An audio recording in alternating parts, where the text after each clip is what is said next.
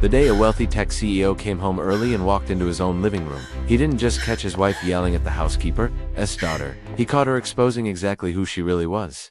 This is the story of Marcus Cole, his wife Evelyn, and an 8-year-old black girl named Maya, the child Evelyn thought she could intimidate forever. Until Marcus finally saw the truth. Marcus Cole wasn't supposed to be home yet. His Friday board meeting in San Francisco ended earlier than expected, so instead of staying at the office, he decided to surprise his family at their glass-walled hillside mansion overlooking the bay. As he opened the front door, the echo of Evelyn's heels bounced across the marble foyer. Then he heard it. Not laughter, not music, a sharp crash, and a child's frightened voice. He stepped into the living room and froze. On the floor near the big picture window stood Maya Alvarez, 8 years old, her small hands trembling above the shattered remains of an expensive crystal sculpture. Her eyes were full of tears. A few feet away, Evelyn Cole, perfect blonde hair, designer dress, flawless makeup stood over her like a judge handing out a sentence. "Do you have any idea what you just did?" Evelyn snapped. "That piece cost more than your mother makes in a year, cleaning this house." Maya tried to speak, her voice shaking. I'm sorry, Mrs. Cole. I was just dusting like you asked. Something on the TV got really loud and it scared me, and stop lying." Evelyn cut her off. "Kids like you always have an excuse." Marcus watched, still hidden in the doorway, the keys to his car still in his hand, his brain trying to catch up with what his eyes were seeing. He had known Maya almost her entire life. Her mother, Rosa, had worked for his family as a housekeeper since before his first marriage. Maya was the kid who always greeted him with a shy smile, who asked curious questions about his computer screens, who drew him little pictures and left them on his desk. He had never, not once, seen her cause trouble, but right now she stood pinned by Evelyn's glare, like a child on trial. Evelyn took a step closer. "Look at me when I'm talking to you," she hissed. "You don't touch things that don't belong to you. You dust around them. Or do they not teach that where you come from?" Marcus felt something twist in his chest. The voice Evelyn used with him was always sweet, polished, strategic. In public, she was charming. This voice, the one she was using now, he had never heard it before. He stepped into the room. "Evelyn," his voice came out lower than he expected. She turned sharply. For a split second, the cruelty in her eyes was naked. Then, like a light switch, it changed into something soft and wounded. "Marcus," she said, forcing a nervous laugh. "You scared me. I didn't hear you come in."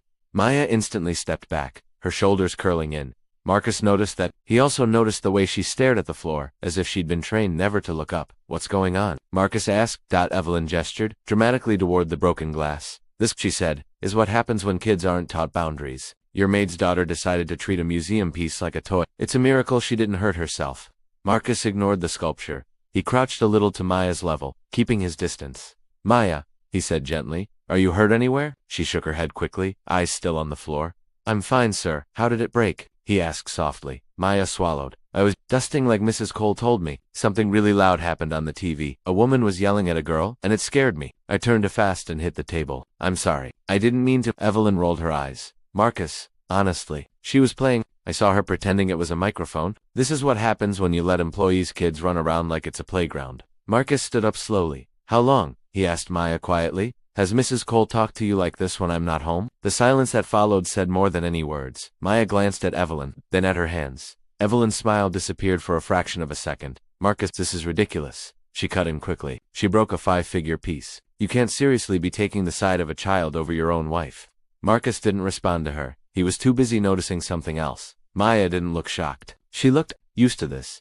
Used to being scolded. Used to being blamed. Used to bracing herself. That realization hit him harder than the broken glass ever could. "Maya," he said, still calm, "I need you to be very honest with me, okay? Did Mrs. Cole ever tell you not to talk about what happens when I'm not here?" The girl hesitated. Evelyn's jaw tightened. Maya nodded just once. She said, her voice dropped to a whisper. "She said if I ever complained, my mom would lose her job and we wouldn't have money for rent. She said people like us should be grateful to even be here." Marcus felt a cold wave run through him. "People like you," he repeated. Maya's small fingers curled into her shirt. "She said girls like me," Maya whispered, glancing at her own brown skin. "Girls our color don't get to break important people's things." The room went very, very quiet. Evelyn suddenly sounded panicked. "Marcus, she is twisting my words. You know how impressionable kids are. I just meant she needs to learn respect. Rosa is great, but she doesn't always teach boundaries." Marcus held up a hand. He'd sat through hundreds of negotiation meetings. He'd watched investors lie with a smile. He knew deflection when he heard it, and he knew fear when he saw it. Maya was afraid of Evelyn, not in a strict teacher way, in a trapped way. "How long has this been going on?" he asked. This time looking at Evelyn. She met his gaze, her posture shifting. "You're overreacting," she said flatly. You're letting a kid from a cleaning lady's family dictate how this house is run. There it was, no apology, no accountability, just entitlement. The front door opened to Maya, Mr. Cole. Rosa's voice echoed faintly down the hallway. She stepped into the room carrying grocery bags. Her eyes went straight to the broken sculpture, then to Maya's face, then to Evelyn's expression. It was all she needed to understand. Rosa's shoulders tensed in a way Marcus had never noticed before. Mrs. Cole, she began carefully. Is everything okay? Evelyn slipped her mask back on like a glove. Rosa, she said sweetly, your daughter had a little accident. Nothing serious, just a very expensive piece broken. We'll discuss boundaries later. Rosa's fingers tightened around the paper bags. Marcus saw fear in her eyes too. Not just fear of losing a job, fear of losing everything. Rosa, Marcus said quietly, could you take Maya to the kitchen? There are some first aid supplies under the sink, if she got any small cuts. I'd like to talk to Evelyn alone for a moment. Rosa nodded quickly. Yes, sir. Come, Mia. Maya obeyed, but just before leaving the room, she looked back at Marcus. It was a look full of questions he couldn't ignore anymore. As soon as they were gone, Evelyn dropped the gentle act. Marcus, this is getting out of hand, she snapped. You're humiliating me in my own home over a maid's kid. Think about how this looks. I am thinking about how it looks, he replied calmly. It looks like a grown woman using a child's fear and her mother's financial situation as a weapon. Evelyn scoffed. Oh, please. You work 80 hours a week. You have no idea what it takes to run this house. Someone has to keep order. Someone has to teach people like that how things work. People like what? Marcus asked. She hesitated. You know what I mean? She said finally. Rosa is staff. Maya is staff's kid. They're not our equals. Marcus, you give them jobs. That's already generous. You can't also give them the same treatment as family? There it was, spoken out loud. Not a slip, a belief. Evelyn, he said slowly. She's 8, and that's exactly when they need to learn, she replied coldly. Otherwise they grow up thinking they deserve the same life as people who actually earned it. Marcus stared at her, feeling like he was looking at a stranger. For 3 years, he'd believed he married someone kind, sophisticated, thoughtful. Now he was realizing he'd married a performance. Marcus walked to his home office, heart pounding but mind clear. He sat down, opened his laptop, and pulled up a secure folder. As CEO of Cole Dynamics, a company worth hundreds of millions, handled internal harassment cases before. He knew what kind of proof mattered. He picked up his phone and called someone he trusted. Angela, it's Marcus Cole, on the other end. Angela Price, a civil rights attorney he'd met at a conference, answered immediately. Marcus, what's wrong? I need help, he said quietly. It's not about my company. It's about something happening in my own house, to my housekeeper and her daughter. There was a pause. Then Angela's voice softened. Tell me everything. He did. He told her about the broken sculpture, the way Evelyn spoke to Maya, the threats about jobs and rent, the comments about our color and our place.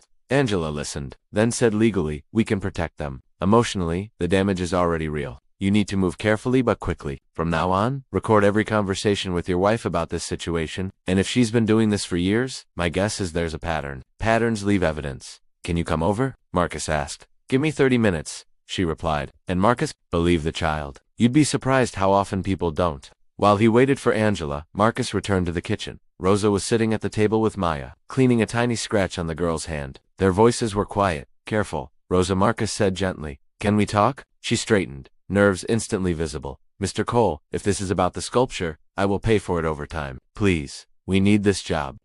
You are not paying for anything, Marcus interrupted, and you are not losing your job. She blinked, confused. I need you to tell me the truth, he continued. What's been happening when I'm not here? Rosa glanced at her daughter. It was Maya who spoke. Mr. Marcus, she whispered. Can I tell you, even if Mrs. Evelyn gets mad? You can tell me especially then, he said. And I promise none of this will cost your mom her job. You have my word. Maya took a shaky breath. Mrs. Evelyn says that people like us should remember we're lucky. She says black kids like me don't get second chances if we mess up. She says if I ever tell you, she's mean. She'll say my mom stole jewelry and we'll get kicked out and no one will hire us again. Rosa's eyes filled with tears. Maya, she whispered. It's true, Mom, Maya said quietly. I'm tired of being scared. Marcus felt his jaw tighten. Has she ever threatened that directly to you, Rosa? He asked. Rosa nodded slowly. She told me, Rosa said, that there are 100 people waiting to take my job, that if I forgot my place or raised a daughter who didn't know hers, she'd create a story and I'd never work in this city again.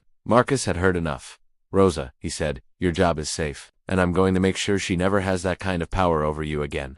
From the living room, Evelyn's voice drifted in on the phone now, sharp and annoyed. Yes, Mom. Of course I'm being hard on them, she was saying. Someone has to keep these people in line. Marcus is too soft. He doesn't understand how to deal with certain social classes. Marcus quietly tapped the intercom and routed the sound into the kitchen. Rosa and Maya heard every word. Evelyn's voice grew sharper. "If Marcus tries to turn this broken sculpture into some kind of moral crisis," she said, "I'll handle him. I've spent 3 years building this situation to my advantage. I've got text messages, little staged arguments, enough to make him look unstable if I need to. And now he wants to play hero for the maid and her kid. Please, if he pushes this, I'll make sure the whole country club hears about how emotional he is. Rich men are so predictable when they think they're rescuing someone." In Marcus's office, his phone buzzed. "Marcus," Angela's voice came through. "I'm outside with 2 investigators. We brought equipment." He let them in quietly, then played back the conversation through a speaker. Angela's eyebrows shot up. "She's not just abusive," Angela murmured. "She's strategic. Keep recording." Meanwhile, Evelyn's voice continued, oblivious. "The funniest part," she said, "is that little girl is terrified of me. Kids from that background are so easy to control. You just threaten their security, and they'll do anything to keep quiet." Marcus looked at Angela. "Will that hold up?" he asked. "On its own, it's ugly," she replied. "With more documentation, it's devastating." Marcus walked back toward the living room, Angela and the investigators hanging back out of sight. He switched his tablet screen to a live streaming platform. He used 4 professional updates followed by thousands of investors, executives, and colleagues. He pressed go live and angled the camera carefully. Evelyn was still pacing with the phone in her hand, completely unaware. "If he insists on defending these people," she said, "I'll ruin his image. No one needs to know he's letting staff and their kids dictate what happens in our home." "Evelyn," Marcus said calmly, stepping into the room, "you have an audience." She spun around, irritation turning to confusion, then to horror. On the tablet screen in his hand, a rapidly climbing number of live viewers was clearly visible. Comments were already rolling in. "What are you doing?" she demanded, color draining from her face. "Giving your philosophy," Marcus replied, "the platform it deserves." He turned the screen toward her. "Right now, shareholders, board members, partners at charities you volunteer for, they're all listening." She dropped the phone. Her mother's voice shouted from the floor speaker, "Evelyn, Evelyn, what's going on?" Angela stepped forward, flashing her credentials. "Mrs. Evelyn Cole," she said evenly, "you are now on record for repeated intimidation based on race and economic status, and for threats intended to silence witnesses. We'll be moving forward with a full investigation." "This is being taken out of context," Evelyn stammered. "I was just venting. You can't do this because of some maid's kid." "Context," Marcus repeated quietly. "You spent 3 years terrorizing an 8-year-old girl in my house, because of the color of her skin and her mother's job." Rosa and Maya appeared in the doorway for the first time. Maya didn't look down. She met Evelyn's eyes. "Mrs. Evelyn," she said softly but clearly, "Mr. Marcus told me bullies only feel big when nobody sees what they do." The tablet buzzed again. Angela glanced at her phone. "Marcus," she said, "your largest charity partner just issued a public statement cutting ties with Evelyn. So did the country club. So did 3 boards she sits on. She's losing everything she built on looking respectable." Evelyn collapsed into a chair, the reality hitting her all at once. Her status, her image, her power over Rosa and Maya. Gone. Marcus ended the live stream. "You did this to yourself," he told her quietly. "I only turned on the light." He turned to Rosa. "You and Maya will stay employed as long as you want," he said, "on better terms, with protections in writing, and if you'd rather leave, I'll personally make sure you have housing and references." Rosa's eyes filled again, this time not just with fear, but with relief. "Mr. Cole," she whispered, "I don't know how to thank you." "You don't have to," he replied. "I'm the one who's sorry. I should have seen this sooner." Maya stepped a little closer. "Mr. Marcus," she said, "my mom always told me good people care about what's inside, not what we look like or how much money we have." She glanced at Evelyn, then back at him. "I think she was right." Angela's phone buzzed again. "Local news just messaged," she said quietly. "They want to cover a story on discrimination inside wealthy homes." Marcus nodded slowly. "Good," he said. "Maybe it's time people see what really happens behind some of these doors." Evelyn sat in silence, staring at the shattered sculpture on the floor, a perfect symbol of the life she'd built by stepping on others. The same life she destroyed with her own words. Evelyn thought money and status meant she could treat people any way she wanted. She thought fear would keep a child and her mother silent forever. But in the end, the same power she used to threaten them became the platform that exposed her. Because sooner or later, masks crack, truth leaks out, and people who build their lives on prejudice and control eventually watch it all collapse, while the ones they tried to crush finally stand up, not as victims, but as survivors. If this story moved you, subscribe to Black Journey 101 for more powerful tales about justice, dignity, and the moments when the truth finally speaks louder than power.